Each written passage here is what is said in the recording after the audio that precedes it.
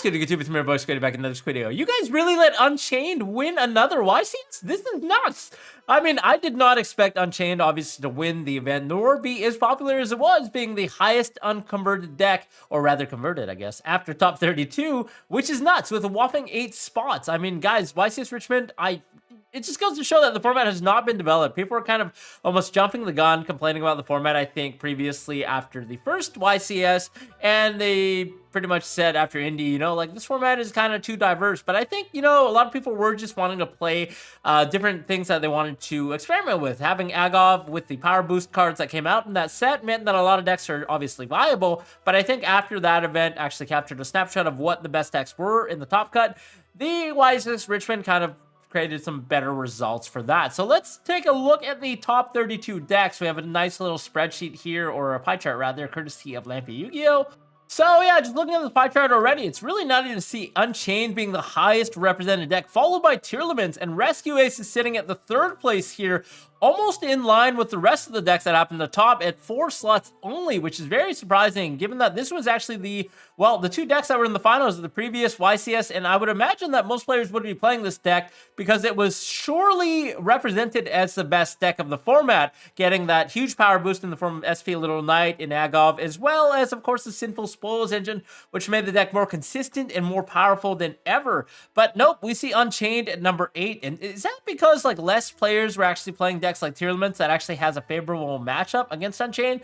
Or was it because Unchained players were kind of adapting their side decks and their decks to beat decks like Rescue Ace, to counter Rescue Ace? Were they playing cards like Evenly Matched, maybe more heavy board breakers to actually break through the Rescue Ace board? Is that why that they actually got 8 spots? I'm just really shocked to see, because I would have imagined that Rescue Ace is the most represented deck. Usually, players, especially players in North America, like to copy what the best deck is to have the highest potential of winning. So I would have thought that Rescue Ace was the highest represented deck. Now, if that is true, then that means that Unchained is even better because it would have had an underrepresented population and then still have had the top amount of spots in the top cut. 8 is a lot. I mean, 8 out of 32, guys, that's literally a quarter of the top cut.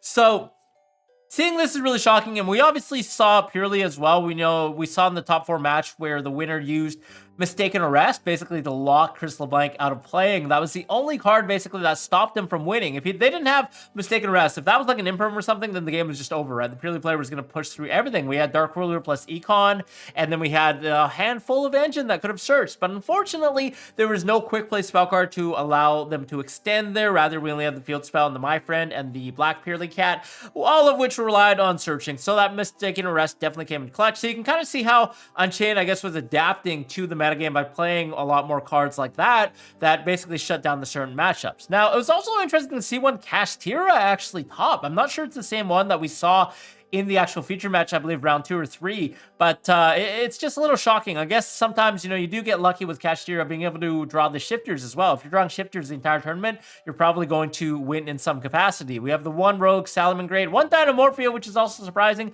but again, I've always been an advocate of the fact that trap decks are really effective in a high pressure situation like the YCS. Players are easily misplaying, and against trap decks, you have to play very, very tight in order to not get, you know, screwed over by a floodgate or any trap being activated at the opportune moment.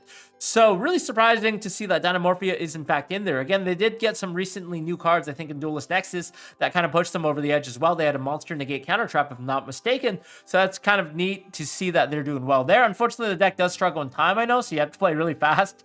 Only 1 Vanadium was very shocking to me because I thought the deck was actually really, really good. It was decently well, I think, in the previous YCS in South America, where a lot of players actually topped with it, and the fact that it's a 1-card engine deck now. But I guess a lot of people are still playing Droll, and that really hinders the deck severely. So we are just seeing 1 copy in the top cut.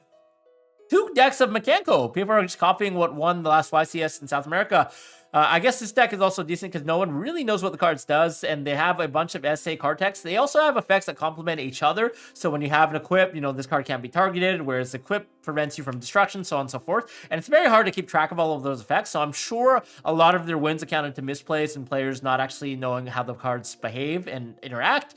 3 in for Noble is surprising. We saw Pack actually use this really interesting combo deck, and I think it does play through a lot. But again, players not knowing how to play through this deck. Like people were, we saw in the feature match, the Tier Limits player, they shotgunned their Keldo to waste not only the Keldo, but also the field spell pop and their Sheeran on the table in order to get rid of one simple field spell, the Museum of the Noble Arms, which was easily replaced by activating another one. So I think players still have to kind of play more against this deck and fine tune how to beat it. You definitely don't want to waste multiple interrupts on one. Instead, you want to wait until their critical choke points, things like Isolde or potentially, you know, before they make Angelica, just to guarantee that they're not going to be able to get advantage and value out of those plays. Whereas disrupting something like a field spell that's not even once per turn is pretty much a waste of resources, especially when you're putting in like 3 or more cards into that. But it's nice to see that this combo deck is doing well. Very annoying to play against, I will say, when you're on the receiving end, but a very fun deck nonetheless.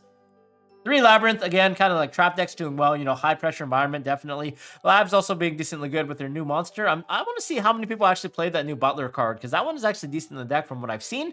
So I'd like to see what the builds of Labyrinth are actually for this. And then 3 Purely, we had a couple of really good Purely players still sticking out and playing the deck. The deck is really hard to play correctly. There's a lot of searching, a lot of sequencing, and one wrong mistake could cost you the entire match. So it's important to play very tight with Purely.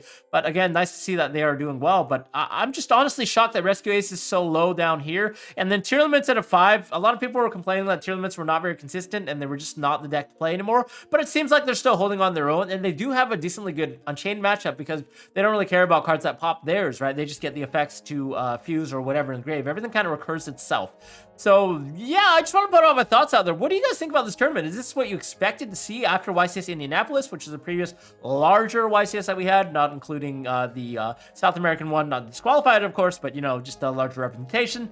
Was this what you guys wanted to see? What do you guys think about Unchained as a whole? Do you think Rescue Aces should still get nuked immediately? Or should we also hit things like Unchained and Tier Limits potentially? Anyways, I want to hear your guys' thoughts. Let me know in this video, comments below, and we'll see you in the next one. Bye-bye.